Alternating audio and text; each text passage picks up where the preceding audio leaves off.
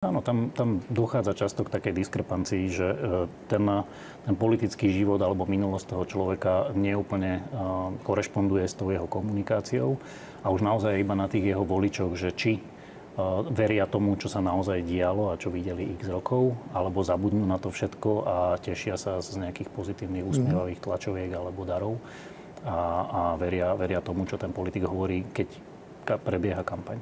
Máte pocit z tých vašich skúseností, ktoré ste robili vo všeobecnosti, ak je niekto, povedzme, ste povedali, usmievavý, veľmi ústretový v kampani a teda v tom reálnom politickom živote vidí opak alebo podporuje tú polaritu, alebo sa minimálne nevyhraňuje voči nej, že na toto ľudia počúvajú, že to má ten efekt?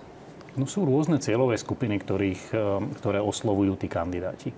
Je taká skupina ľudí, na ktorú to funguje, ktorá sa rozhoduje na poslednú chvíľu, ktorej stačí vlastne sledovať tú politiku alebo ktorou stačí komunikovať niekoľko týždňov alebo dní. Tie rozhodnutia často sa udejú priamo vo volebných miestnostiach. Takže je taká skupina ľudí, na ktorú toto môže fungovať.